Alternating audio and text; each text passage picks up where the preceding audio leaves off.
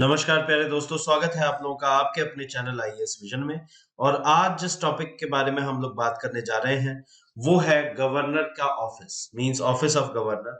हालांकि इससे पहले हम लोग डिस्कशन कर चुके हैं ऑफिस ऑफ गवर्नर के बारे में, पावर्स देख चुके हैं कि कौन कौन सी पावर्स हुआ करती थी, जैसे executive powers, legislative powers, financial powers, veto powers. इन सब के बारे में हमने देखा था और हमने पार्डनिंग पावर्स को भी साइड बाय साइड कंपेयर किया था, गवर्नर की और प्रेसिडेंट की पार्डनिंग पावर्स। उनके बीच में क्या डिफरेंस है, क्या अंतर है और कौन सी पावर कब यूटिलाइज होगी, इन सब के बारे में डिटेल डिस्कशन करने के बाद आज हम लोग जानेंगे कि ऑफिस ऑफ गवर्नर के रोल क्या है, उनकी पावर्स, अगेन कुछ और पावर्स हैं उनको भी देखेंगे। उसके अलावा कैसे गवर्नर के ऑफिस की रेलेवेंस बरकरार रखते हुए हम लोग इसको और बेटर कर सकते हैं, बेटरमेंट कैसे हो सकती है। तो चलिए देखिए, शुरुआत करते हैं आर्टिकल 163 से। और आर्टिकल 163 कहता है कि there should be a council of ministers with the chief minister at the head to aid and advise the governor in the exercise of his functions. तो अगर हम लोग बात करें तो यहां तक ये डिट्टो यूनियन लेवल पे जो प्रेसिडेंट है, अगर हम लोग यहाँ पे गवर्नर की जगह प्रेसिडेंट लगा दें और चीफ मिनिस्टर की बजाय प्राइम मिनिस्टर लगा दें तो ये पूरा का पूरा जो है ये आर्टिकल हम लोग पढ़ चुके हैं, ऐसा प्रतीत होता है, आर्टिकल 72। तो इसमें आपका आर्टिकल 72 नहीं, सॉरी, वो पार्डनिंग पावर्स थी। ये बताता है कि किस तरीके से जो गवर्नर का रोल है वो लगभग सिमिलर है as to that of president at the centre. लेकिन यहां पे एक छोटा सा एक्सेप्शन, मतलब यहां तक कि क्या कहा गया है कि गवर्नर जो है उनके एड एंड एडवाइस के लिए, उनकी एड एंड एडवाइस के लिए क्या किया जाएगा, सेटअप किया जाएगा काउंसिल ऑफ मिनिस्टर्स को। और उसको हेड ऑन कौन करेंगे, प्राइम मिनिस्टर करेंगे, यानी कि प्राइम मिनिस्टर द्वारा इसको हेड लिया जाएगा, इसको लीड किया जाएगा काउंसिल ऑफ मिनिस्टर्स को, except in so far as he is by और under his constitution required to exercise his functions or any of them in his discretion। कहने का मतलब ये है कि जब वो अपने डिस्क्रेशन में एक्ट कर रहे हो, अपनी डिस्क्रेशनरी पावर्स को एंजॉय कर रहे हो, खुद से वो एक्ट करना चाह रहे हो, उसके अलावा एड एंड एडवाइस पे वर्क करेंगे। तो ये एक ऐसा कैच है जो कि प्रेसिडेंट के केस में हमने नहीं देखा था। प्रेसिडेंट के केस में क्या है कि president can not act on his own, बल्कि governor can act on his own. Governor can use his discretionary powers, right. तो governors can act on his own but the president can not. तो ये एक difference है, इसीलिए office of governor as it is office of president से हम लोग compare नहीं कर सकते, राइट। यानी कि कहने का मतलब कि अगर कोई डिस्प्यूट अराइज होता है कि डिस्क्रेशनरी पावर्स क्या है गवर्नर की, तो जो गवर्नर के शब्द है वही फाइनल माने जाएंगे, है ना। गवर्नर के जो शब्द है, गवर्नर के जो व्यू पॉइंट है, उसी को फाइनल माना जाएगा। डिस्क्रेशन का मतलब ये है, ओके। तो ये जो क्लॉज है ये कंफ्लिक्ट भी क्रिएट करता है, किसके किसके बीच में। देखिए, जो चीफ मिनिस्टर है वो अपॉइंटेड है ना, और जो गवर्नर है वो क्या है, सॉरी, चीफ मिनिस्टर जो है वो आपके इलेक्टेड है और जो गवर्नर है वो अपॉइंटेड है। तो अपॉइंटेड गवर्नर और इलेक्टेड चीफ मिनिस्टर के बीच में एक टसल है। क्यों? क्योंकि अगर गवर्नर अपने ही एंड पे, अपने ही डिस्क्रिप्शन पे एक्ट करने लग जाए तो चीफ मिनिस्टर की रेलेवेंस खत्म होती सी प्रतीत होती है। दैट इज वाई क्या कहा जाता है कि ये जो गवर्नर है उनको जो ये क्लॉज दिया गया है आर्टिकल 163 में, to act on his discretion, ये एक बहुत ही गलत है और ये कॉन्फ्लिक्ट कॉज करता है, कॉन्फ्लिक्ट डिस्प्यूट क्रिएटिंग है between the elected chief minister and council of ministers and the appointed governor of the state, right. अब यहां पे अगर हम लोग देखें कि गवर्नर जो है वो अपनी डिस्क्रेशन पावर यूज कहां पे करते हैं, है ना। तो देखिए, गवर्नर जो है वो फोर्टनाइटली, यानी कि हर 15 दिन पे, इसे फोर्टनाइट भी कहते हैं, हर 15 दिन पे फोर्टनाइटली रिपोर्ट्स भेजते हैं। कहा? To the president. प्रेसिडेंट के पास ये प्रोविजन है, गवर्नर को ऐसा भेजना पड़ता है, हर 15 दिन पे रिपोर्ट्स भेजनी हो रही है। तो रिपोर्ट जो है वो उनकी डिस्क्रिप्शन पावर है, वो उस रिपोर्ट में क्या फिल कर रहे हैं, that is not on the aid and advise of the chief minister, but that is on his own. तो ये एक डिस्क्रिशनरी पावर है इनकी, राइट। उसके अलावा अगर किसी भी स्टेट में प्रेसिडेंट्स रूल लगाना है, राष्ट्रपति शासन लगाना है ना, तो अगर किसी भी स्टेट में, इन ए स्टेट, किसी भी स्टेट में, किसी भी राज्य में अगर यदि राष्ट्रपति शासन लगाना है तो फिर ये गवर्नर का ही डिस्क्रेशनरी पावर है, और ये इनको दिया गया है आर्टिकल नंबर 356। ये मैं पहले डिस्कस कर चुका हूं फंडामेंटल राइट्स में बहुत ज्यादा, तो आर्टिकल 356 में ऐसा है। उसके अलावा नंबर 3, किसी भी बिल को प्रेसिडेंट के कंसिडरेशन के लिए, कंसिडरेशन ऑफ प्रेसिडेंट है ना, इंक्लूडिंग मनी बिल, तो ये चाहे तो किसी भी बिल को रिजर्व कर सकते हैं। इनके पास एक एब्सोल्यूट वीटो क्या है कि जैसे मान लीजिए स्टेट लेजिस्लेटिव असेंबली ने कोई बिल पास किया और प्रेसिडेंट चाहते हैं कि इस पे व्यू पॉइंट देखा जाए, गवर्नर चाहते हैं कि इस पे व्यू पॉइंट पता होना चाहिए हमारे प्रेसिडेंट का भी, एंड प्रेसिडेंट बेसिकली कहने का मतलब है aid and advise of prime minister and council of ministers. यदि ये देखना है तो उस बिल को रिजर्व किया जा सकता है, यानी कि उस पे प्रेसिडेंट जो बोलेंगे वही फाइनल होगा। अगर प्रेसिडेंट बोलते हैं कि साइन कीजिए तो साइन किया जाएगा, अगर मना करते हैं तो नहीं होगा साइन, या होल्ड करने को बोलते हैं तो पॉकेट वीटो एक्सरसाइज कर रहे होंगे गवर्नर। लेकिन ये बेसिकली अगर टेक्निकली देखा जाए, अगर डेप्थ में चल के देखा जाए, तो ये है on the whims and fancies of the council of ministers and prime minister, right. उसके अलावा एक चीज और देखिएगा,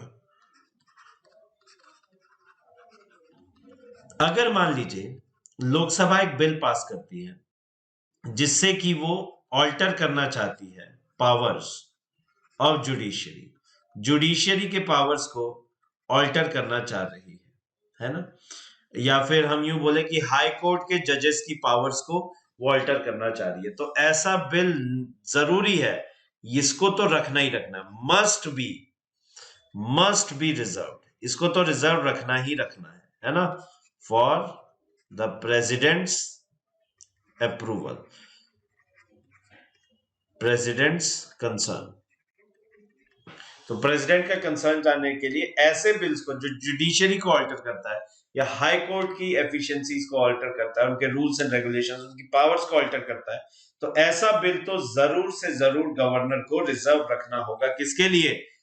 प्रेसिडेंट के लिए। उसके अलावा जितने भी रूल्स है, बिल्स है, उनमें से किसी को भी कर सकते हैं, वो उनकी चॉइस है, ये डिस्क्रिशनरी पावर है, ठीक है। अच्छा, अब कॉन्फ्लिक्ट कहां पे आता है? अगर देखिए, अगर ये मान लीजिए क्लियरली मेंशन होती, ये कॉन्स्टिट्यूशन में क्लियरली, जैसे आर्टिकल मान लीजिए 163 क्लॉज बी बोल दिया ऐसा, या 63 क्लॉज ए बोल दिया ऐसा, तब तो बेटर था कि हाँ गवर्नर जो है वो इनकी इतनी ही डिस्क्रिशनरी पावर्स है, राइट। लेकिन ये कोडिफाइड नहीं है, क्लियरली नॉट कोडिफाइड, कोडिफाइड नहीं है, मेंशन नहीं है ना। कोडिफाइड का मतलब मेंशन नहीं है, किसमें?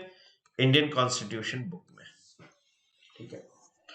तो अगर ये कोडिफाइड नहीं है, मेंशन नहीं है इंडियन कॉन्स्टिट्यूशनल बुक्स में, तो फिर तो डेफिनेटली अराइज होंगे कॉन्फ्लिक्ट्स, डिस्प्यूट्स।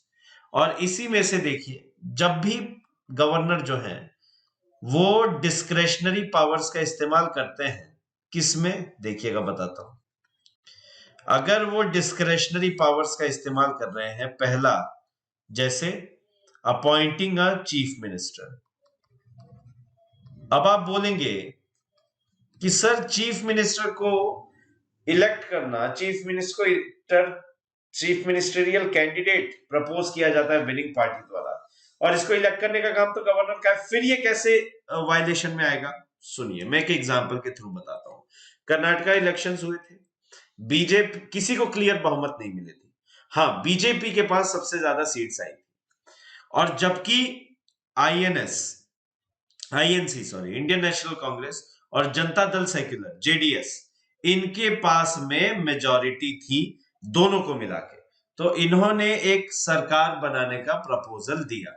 गवर्नर ने कह दिया नहीं, और उन्होंने इनवाइट किया रादर जो सिंगल लार्जेस्ट पार्टी थी उस समय, कौन, बीजेपी, ताकि वो सरकार बनाए, और इस पे काफी कंट्रोवर्सी भी उठी थी, राइट। बट एक बार को चलिए मान भी लेते हैं कि ऐसा हुआ, ऐसा आपने, ठीक है, आपने सबसे ज्यादा वोट्स जिस पार्टी को मिले उसको आपने बुला के ऐसा इनवाइट किया, ठीक है, ये एक बार हम लोग नॉर्म सेट कर लेते हैं, ट्रेडिशन सेट कर लेते हैं, है ना। लेकिन थोड़ा सा आप इसको और ध्यान से देखिए कि तुरंत बाद कुछ समय पैरेलल में ही ऑलमोस्ट गोवा में भी इलेक्शंस हुए थे, और गोवा के इलेक्शंस में जो कांग्रेस थी वो सबसे बड़ी पार्टी थी, कहने का मतलब सबसे ज्यादा सीट्स उसी की थी, लेकिन फिर भी गवर्नर ने जो है बीजेपी को इनवाइट किया, जो कि सेकेंड लार्जेस्ट पॉलिटिकल पार्टी थी इलेक्शंस के बाद जो उभर के आई गोवा में। तो ये तो खुद का ही कन्वेंशन ब्रेक होने की बात की, जो आप कर्नाटका में प्रैक्टिस कर रहे हैं वो आप यहां पे प्रैक्टिस नहीं कर रहे गोवा में, राइट। वैसा ही मणिपुर इलेक्शंस में भी हुआ था, सेम जो गोवा में हुआ वैसा ही मणिपुर इलेक्शंस में भी हुआ। तो ये जो है, जब सीएम को चूज करने की बारी आती है ना, when no party has clear majority, उस समय ऐसा प्रतीत होता है कि जो गवर्नर्स हैं वो फेवर कर रहे हैं उस पार्टी को जो सेंटर में सरकार बनाए बैठी है, राइट। उसके बाद है testing the majority in majority testing. अब मेजॉरिटी के टेस्टिंग की बात की जाए, यानी कि मेजॉरिटी को अगर टेस्ट किया जा रहा है, तो श्रीमान अगर हम लोग, अच्छा यहां आ गया ना, देखिए in testing of the majority, ये तो देख लिया हमने, मेजॉरिटी के टेस्टिंग की बात चल रही है। अगर यदि मेजॉरिटी के टेस्टिंग की बात चल रही है तो ये क्या है, देखिए ये जो है ये है ऑन द फ्लोर ऑफ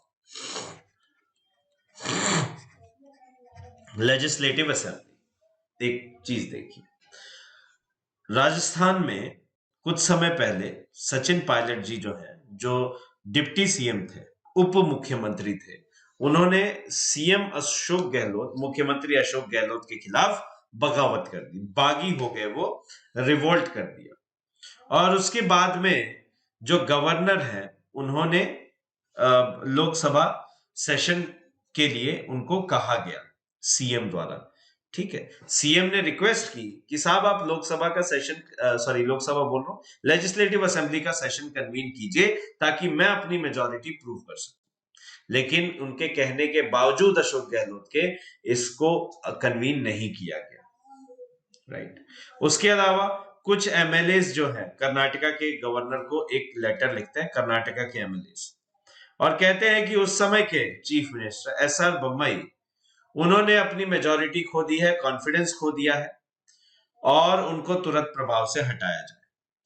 तो बम्बई पहुंचते हैं एसआर बम्बई फिर गवर्नर के पास, और कहते हैं कि प्लीज आप मुझे एक मौका दीजिए, आप लेजिस्लेटिव असेंबली का सेशन कन्वीन कीजिए बस, और मैं अपनी मेजॉरिटी प्रूव करता हूं, मैं इस सरकार में कॉन्फिडेंस प्रूव करूंगा on the floor of legislative assembly. लेकिन इसके बावजूद गवर्नर ने उनकी एक नहीं सुनी, और उसके बाद बम्बई को रिमूव कर दिया गया। सो ये जब भी मेजॉरिटी टेस्टिंग की बात आती है तो भी ये डिस्क्रेशनरी पावर्स क्या है, कॉन्फ्लिक्टिंग नेचर की हो जाती है। उसके अलावा डिसमिसल ऑफ द सीएम, जैसा हमने एसआर बम्बई के केस में देखा है ना, कर्नाटका में, तो किसी भी सीएम को डिसमिस कर दिया गया, राइट, उसके पीछे रीजन नहीं सुनाया गया। फिर dissolving the legislative assembly, legislative assembly को जब चाहे वो डिसॉल्व कर सकते हैं, तो प्री डिसॉल्व कर दिया, है ना, तो ये एक बहुत ही प्रॉब्लमेटिक सिचुएशन है। उसके बाद प्रेसिडेंट रूल का रिकमेंडेशन करना, तो ये भी एक क्या हो सकता है, एक प्रॉब्लमेटिक सिचुएशन हो सकती है, प्रॉब्लम हो सकती है, कॉन्फ्लिक्ट हो सकते हैं इस पे भी। उसके अलावा जो प्रेसिडेंट के लिए रिजर्व कर रहे हैं, रिजर्विंग बिल्स, ये भी एक कॉन्फ्लिक्ट का कारण है ना। उसके अलावा जो राजभवन है, जहां गवर्नर्स को का स्टे होता है, जो इनका घर है राजभवन जिसे कहा जाता है, तो भारत में जो राजभवन है ये रिटायरमेंट होम में तब्दील होते जा रहे हैं, right? Retirement Holmes of failed politicians, ठीक है। ऐसा करने से हो क्या रहा है, ये ऐसे हो रहा है।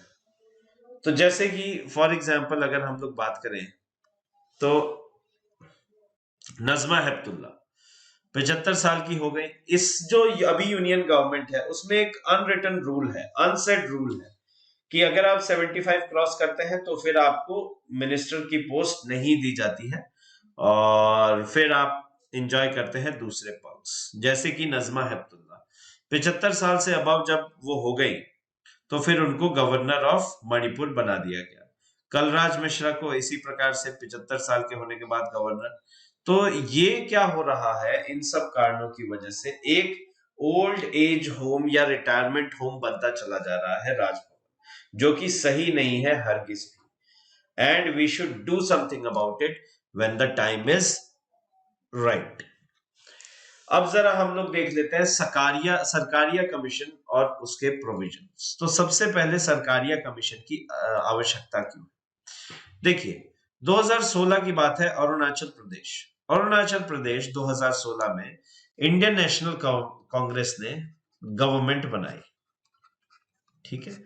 और ये जो गवर्नमेंट थी ये थी आपकी कोएलिशन, ठीक है। और ये सिंगल लार्जेस्ट पार्टी थी आईएनसी। इसमें नबम तुक्की ये चीफ मिनिस्टर थे। सो नबम तुक्की चीफ मिनिस्टर थे, उनके कजिन भाई नबम रेबिया ये थे गवर्नर, सॉरी माय मिस्टेक, ये थे स्पीकर ऑफ लेजिस्लेटिव असेंबली, है ना। So Nabam Rebia was speaker of the legislative assembly. उसके बाद कुछ कांग्रेस के एमएलएज ने बगावत कर दी, विद्रोह कर दिया। तो चीफ मिनिस्टर ने ये एडवाइस किया गवर्नर को कि आप प्लीज सेशन को कन्वीन कीजिए। गवर्नर ने किया भी ऐसा, लेकिन उन्होंने बाद में इस सेशन को प्रीपोन कर दिया, जनवरी से दिसंबर में प्रीपोन कर दिया अपने आप, अपने मन से। डिस्क्रेशनरी पावर है, कोई एड एंड एडवाइस नहीं थी प्रीपोन करने की, कन्वीन करने की थी, कर दिया लेकिन प्रीपोन कर दिया, है ना। मामला पहुंचा सुप्रीम कोर्ट और सुप्रीम कोर्ट में बहुत ही फेमस केस नवम रेबिया केस कहा जाता है इसे। तो इस नवम रेबिया केस में सुप्रीम कोर्ट ने क्लियर कट कह दिया कि ये जो है, जो लेजिस्लेटिव असेंबली के सेशंस कन्वीन होंगे या फिर उनको खत्म किया जाएगा, तो ये सारे के सारे sessions discretionary power of governor में नहीं आते हैं, यानी कि इनमें एड एंड एडवाइस चाहिए होगी गवर्नर को, किसकी? Of the chief minister and council of ministers. कहने का मतलब यह है कि सुप्रीम कोर्ट को बीच में आना पड़ा, सुप्रीम कोर्ट को इंटरवीन करना पड़ा ऐसा करने के लिए, राइट। तो इसीलिए सरकारिया कमीशन सेटअप किया गया था 1983 में, 1983 में इसे सेटअप किया गया। और ये सेंटर स्टेट रिलेशंस को थोड़ा सा देखने के लिए ये बनाया गया था। अब ये इंप्लीमेंट नहीं हुए हैं, इसका एक और पॉइंट है, नॉट इंप्लीमेंटेड येट, इनको इंप्लीमेंट नहीं किया गया है। हाँ, कुछ कन्वेंशंस बन गए थे इसमें से, लेकिन इनको एज इट इज एक अमेंडमेंट करके इनको एज इट इज इंक्लूड कर लेना चाहिए। क्यों? अभी थोड़ी देर में आप आगे देखेंगे, है ना। तो पहला कहता है he should be an eminent person in some aspect of life. कहने का मतलब है कि जो भी गवर्नर, देखिए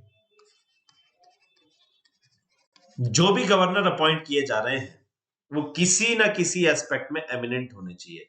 एमिनेंट टीचर हुए, एमिनेंट साइंटिस्ट हुए, तो इस प्रकार के लोगों को गवर्नर की उपाधि दी जानी चाहिए, दी जाती नहीं है, दी जानी चाहिए। जबकि हमारा संविधान सिर्फ दो ही को एड्रेस करता है। पहला है कंडीशन कि 35 साल से अबव होने चाहिए। दूसरा कंडीशन ये है कि अगर आप यहां पे देखते हैं तो जो भी 35 साल की, तो एक तो एज हो गई गवर्नर की, है ना, और इंडियन होने चाहिए, बस ये दो चीजें हैं जो कि उनको जो कंडीशन है जो कि उनको फुलफिल किसी भी व्यक्ति को करनी है।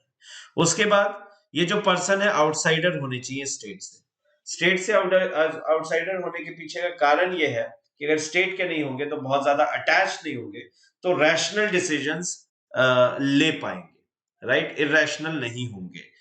और उसके अलावा लोकल पॉलिटिक्स से डिटैच फिगर होना चाहिए। डिटैच फिगर का मतलब क्या है कि लोकल पॉलिटिक्स से लेना देना नहीं है, क्योंकि अगर कोई भी व्यक्ति इंटीमेटली कनेक्टेड है लोकल पॉलिटिक्स से तो वो फेवर करेगा और जो डिसीजंस हैं वो बायस्ड होंगे। That is why detached figure from the local politics. उसके अलावा must not be of political background, so political background भी नहीं होना चाहिए, राइट। सो ये कमीशन, सरकारिया कमीशन की रिपोर्ट थी, है ना। उसके अलावा ये जो व्यक्ति है ये पॉलिटिकल डिबेट्स एंड इन सब में बहुत ज्यादा पार्ट लेता है, और पार्ट लेने के बाद में मतलब मान लीजिए कि बहुत ज्यादा पार्ट नहीं लिया है, सॉरी, और इन जनरल वो पॉलिटिक्स का हिस्सा नहीं है, हम ये कहना चाह रहे हैं। रिसेंट पास्ट में बिल्कुल भी पार्टिसिपेशन कोई नहीं है in terms of politics, right.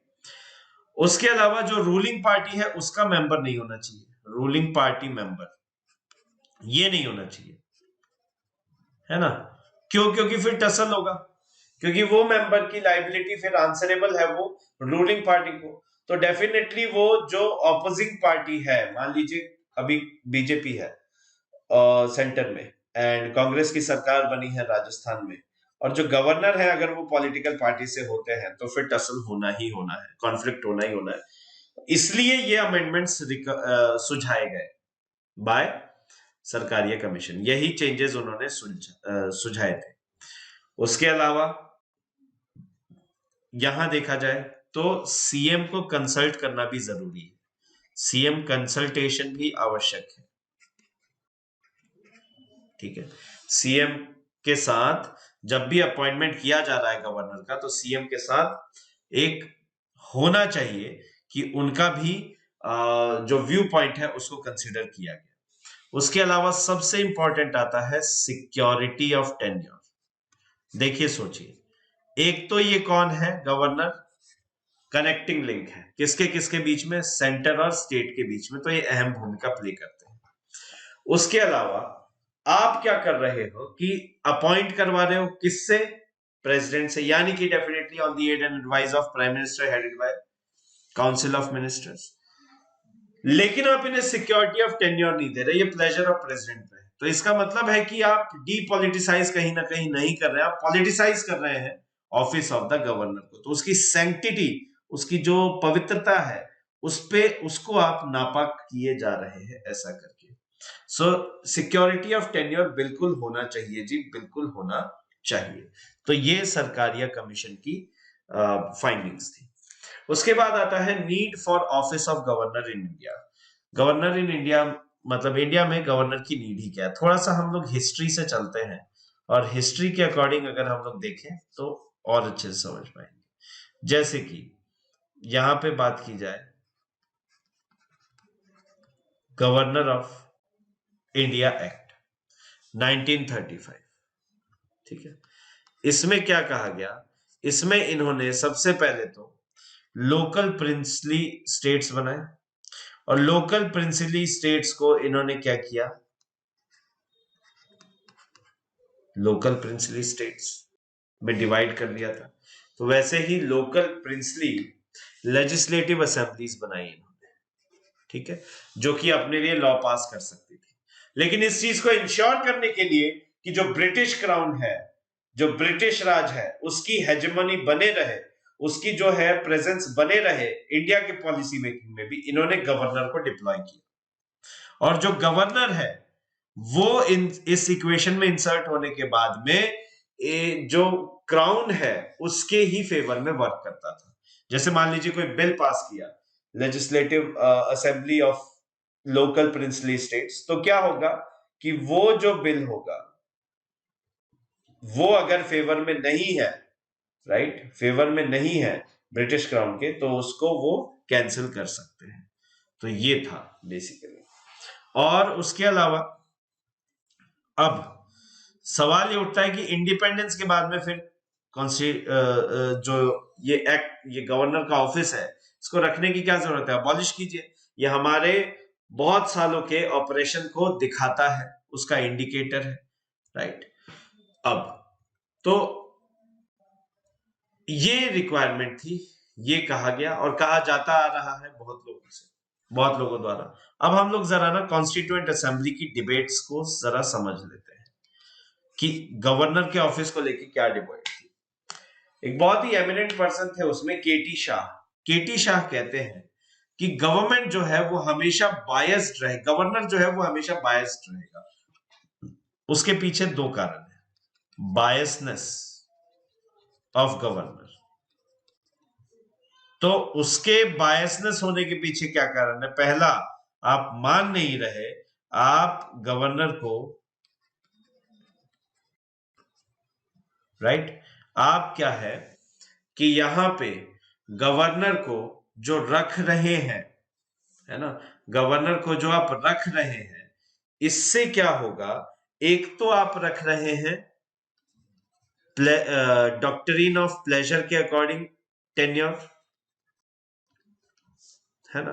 दूसरा दूसरा आपने यहां पे सेंट्रल पॉलिटिशियन को अपॉइंट किया है, तो ऑब्वियसली फेवर किस तरफ रहेगा? खुद की पार्टी की तरफ, जो सेंटर में गवर्नमेंट है उसकी तरफ, right. So that is why एक कॉन्फ्लिक्ट बना रहेगा गवर्नर और जो इलेक्टेड मेंबर्स हैं उनके बीच में, जो इलेक्टेड आपके मेंबर ऑफ पार्लियामेंट्स हैं, मिनिस्टर्स हैं, मंत्री हैं, उनके ऊपर, राइट। This is it. उसके अलावा ये जो है, ये एज इट इज 1935 के गवर्नमेंट ऑफ इंडिया एक्ट से उठाया गया था, ठीक है। 1935 गवर्नमेंट ऑफ इंडिया एक्ट से इसको सीधे सीधे उठाया गया। तो ये कहीं ना कहीं एक रेलिक बताया जाता है हमारे कॉलोनियल पास्ट का, दैट इज वाई इसको हटाने की बात होती है। फिर इसको डिफेंड करने वाले भी लोग आते हैं, कहते हैं, वो कहते हैं कि यहाँ पे जो है, जो लेजिस्लेटर्स हैं वो कॉम्पिटेंट नहीं है ना। तो कॉम्पिटेंट लेजिस्लेटर्स आर, जो कॉम्पिटेंट लेजिस्लेचर है, आर इन लेस नंबर्स, उनका नंबर बहुत ज्यादा नहीं है, ठीक है। कॉम्पिटेंट जो लेजिस्लेचर्स हैं उनका नंबर बहुत ज्यादा नहीं है, बहुत ही कमी है उसके अंदर, ठीक है। सो दैट इज व्हाई ये जरूरी हो जाता है कि office of governor of India maintained रहे और रहना चाहिए, ठीक है। क्योंकि कल को कोई भी लॉ ये लोग पास करते हैं, कॉम्पिटेंट इनफ नहीं है का मतलब है ये लोग कोई सा भी लॉ पास कर सकते हैं, और हो सकता है कुछ भी लॉ पास कर दें और कल को कहें कि ये वाला फलाना स्टेट जो है वो भारत से अलग हो रहा है, सही नहीं है। फिर दूसरा पॉइंट आता है कि एक थोड़ा सा सेंट्रलाइजेशन की तरफ टिपिंग होनी चाहिए, क्योंकि हमारा जो नेशन है वो एक यूनियन है ना, union of states, union of destructible states but indestructible union. तो दैट इज व्हाई सेंटर का थोड़ा कंट्रीब्यूशन तो यहाँ पे बनता ही बनता है। लेकिन बहुत सारे लोग कहते हैं कि ये जो है ये 1950 के दशक का, 1950 और बहुत पुराना, जब हमें आजादी मिली थी तब के लिए सही है, जब भारत प्रिंसिपली स्टेट में बटा हुआ था। लेकिन अब गवर्नर ऑफ मतलब ऑफिस ऑफ गवर्नर इसकी रिक्वायरमेंट नहीं, राइट। तो ये दो एक्सट्रीम्स हो गए डिबेट के, लेकिन हमें इन दोनों एक्सट्रीम्स में नहीं जाना। हम क्या कह रहे हैं, हमारा कहना बहुत ही सिंपल है कि आप एक काम कीजिए, जब भी आप ये देख रहे हैं तो आप एक काम कीजिए, आप बीच का रास्ता निकालिए। क्या? कि आप एक तो कोडिफाई कीजिए, ठीक है, उसके अलावा स्टिक टू एंश्योर्ड टेन्योर, है ना,